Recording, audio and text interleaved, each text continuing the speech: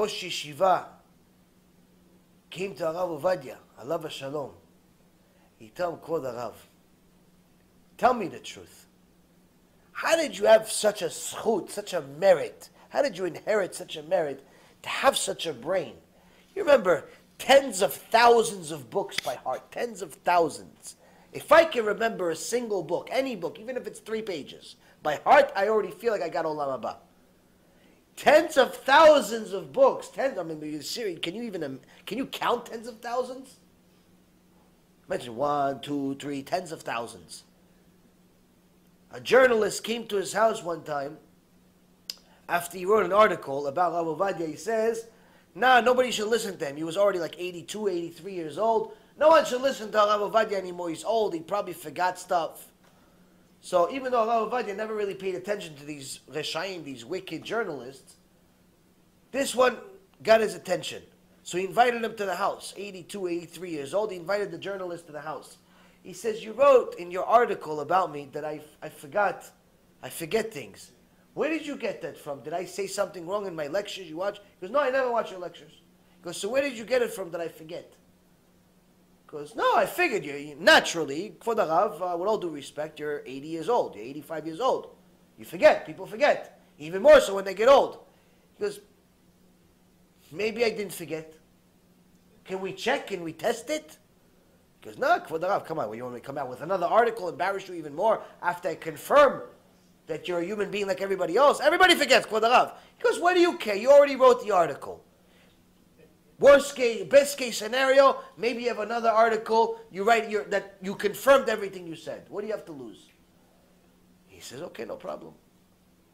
He says, okay, you see the books here? He sees there's 60,000 books. 60,000. Some say 40,000. I don't really care what it is, even if it's 1,000. But it's not. It's something like, seriously, like 40 to 60,000 books. He didn't have walls in the house. There was no walls. It was just books. The walls, the books made the walls. Talk about bigger than a library. His house was a whole floor, just books. No walls. He says, you see those books? Pick any book you want. Just tell me the name of the book, the author's name, who wrote it, and the page number that you're on. Open it anywhere, the page number, and the first word. Now the journalist, who was completely secular, and did not know what Da'at Torah means, did not know who Rav Ovadya was, didn't know anything. He just knew how to write articles full of lies. That's all he knew. He thought this is like a trick, it's a joke. He's like, Kvod Harav, no, it's a joke. He goes, no, pick any book you want. So he climbed a ladder looking for a book that maybe, for sure, had a lot of dust on it. Why? What's the dust part? If it had dust on it, that means for sure he hasn't read it in a while. If it's brand new, maybe he just read it now. So if he has a good memory, maybe he remembers it, or maybe it's a trick. But if it has dust on it, cobwebs on it or something, for sure he hasn't looked into it. So at the best case scenario, maybe he looked into it 5 years ago, 10 years ago, but it's a while. So he went and he looked for something that's really like in the back. He took out a book, opened the book, said the name, said the author, said the page number, said the first word. After he said the first word, Rav Ovadya, alav shalom, continued every single word for word, the rest of the page and the next page. He said, oh, hold on a second, let's do this again. He picked another book, same thing, same procedure. Opened the book, gave him the title. Open the book anywhere. Told him the page number, first word, Ovadya, word for word. 1 book, 2 books, 3 books, one after another. To the extent that the journalist wrote a new article, and he said, not only was I wrong, which I think is the first time in the history of mankind that a journalist said he was wrong. Not only was I wrong about him being forgetful, but his memory is not a human being's memory. He's not a human being. He's not like the rest of us, he says. Not like the rest of us. His memory, it's not for people. Regular people don't have such. Even if you have a good memory, even if you have photographic memory, it means nothing. You know, some people have photographic memory. They look at something, they remember it. He goes, no, this is something else. Something else. Now, he was born with a good memory.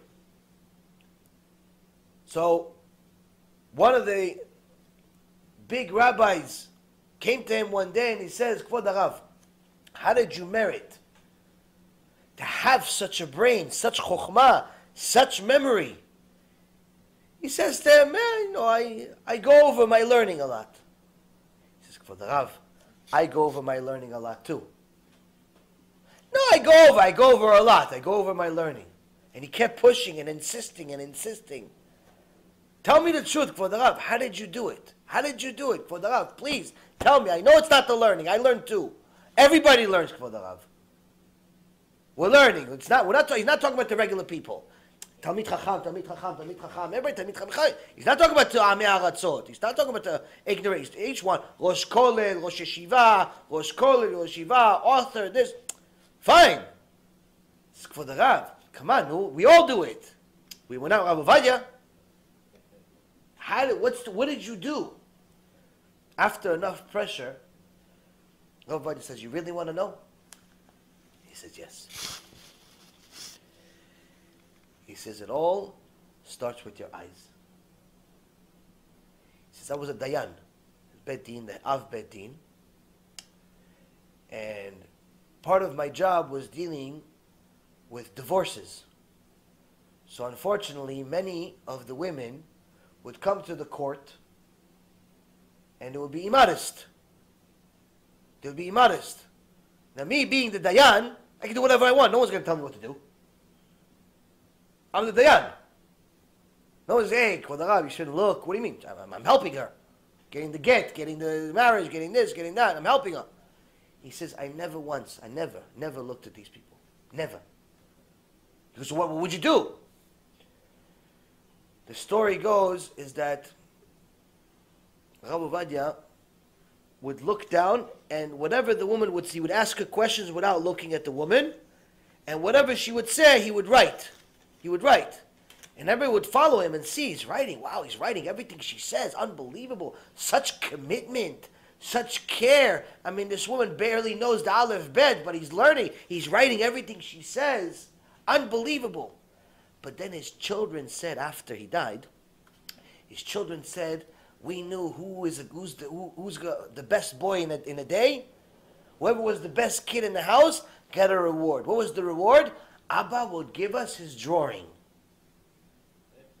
So we asked Abba, we asked Rav Ovadya, they asked their Abba, when do you have time to draw? When do you have time to draw? I mean, you're a Dayan, you're a Posek, you're a Gdolador, you're a big rabbi, you're a teacher, you give lecture after lecture. When do you have time to draw? He says at the Bet Din. Why at the Bet Din? He says because when the immodest women come, I can't look at them. I have to watch my eyes. So I have to, now if I just look down the whole time, she'll think that I don't care what she says. She'll be offended by it. Chas v'shalom, to offend a Bat Israel. So what do? I make it seem that I'm actually writing down everything she says. I don't need to write down everything she says. I understand what she's saying. I don't need to write it down. So I just ask her questions, and I'm writing, but in essence, really what I'm doing is I'm drawing. I'm drawing the picture. So she feels like I'm not disrespecting her, which I'm not. I'm paying attention to everything that she says, but I don't need to write down everything she's saying. So what do I do instead? I make the drawings for you guys. For years, they always ask, where did he get these drawings? They're beautiful drawings. Where is he getting them from? During the Bet Din. He says, why? Watch my eyes. Watch my eyes. Watch my eyes. How do we know? Where do we get this from, Rabotai? In the book of Numbers,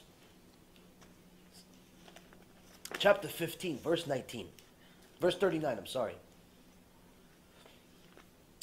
It says the parasha that each and every single one of you say every day. Every day. Which parasha? The parasha in regards to tzitzit.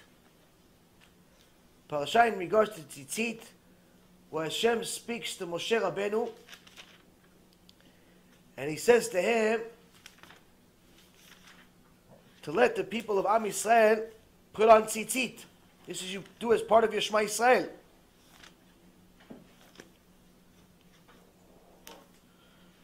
It It says, Vayomer Adonai el Moshe le'emor, daber lebnei Yisrael, ואמרת עליהם ועשו להם ציצית על כנפי בגדיהם לדורותם. So this section, this paragraph that goes from verse 37, chapter 15, verse 37 all the way to 40 and 41, has a secret. What's the secret? The secret in verse 39, it says, וראיתם אותו וזכרתם את כל מצוות אדוני. Rav Ovadya says, here it says, and you saw him, ראיתם אותו, וזכרתם את כל מצוות אדוני. If you see him, who's him? You see God. If you see God, and you remember all of his mitzvot. Meaning, if you're constantly acting as if you see Hashem, he's right next to you. You're not going to look at a woman, immodest woman. You're going to watch your eyes.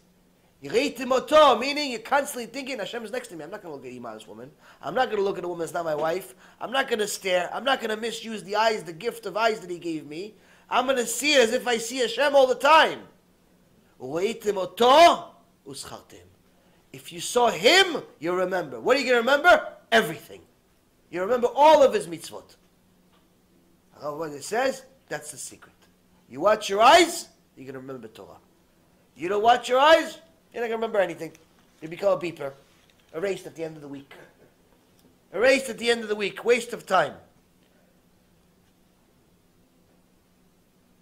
From here we learn that when Hashem said in Parashat Kedoshim, Kedoshim to you, ki kadosh ani. Be holy because I am holy. He wasn't just telling us to do something once in a while. He says, if you want to inherit my Torah, you must be kadosh. You must sanctify yourself. You must make yourself holy. How do you start making yourself holy? Look what it says in the parasha. Watch your eyes. Holiness starts with these cameras that you have. Starts there. If you keep looking at dresses and shoes and hats and wigs and the next door neighbor's house and the kitchen, there's nothing holy about you. But if you look at your kids and think about how can I help my kids become kedoshim, how can I help my husband go learn more Torah, how can I help myself learn more. You're looking at a Sefer Tehillim a few times a day. You're looking at brachot all day. You're looking at ways to make your family holy. You're going to be holy. But if all you're looking at is Amazon, and all you're looking at is a shtuyot, you're looking at the next door neighbor and more dresses and more wigs and more bags and more this and more that, there's nothing holy about you. Even more so on the men. Even more so on the men. If all you're looking at is your colleagues and the girls working in the office and your friend's new car and your friend's new house and the stock market and the television and the iPhones and the shmiphones and the bitcoins and all the shtuyot in the world, when do you have time to look at God? When do you have time to be holy? Kedoshim to you starts with your eyes, Rabotai. It starts with your eyes. Why? This is the door.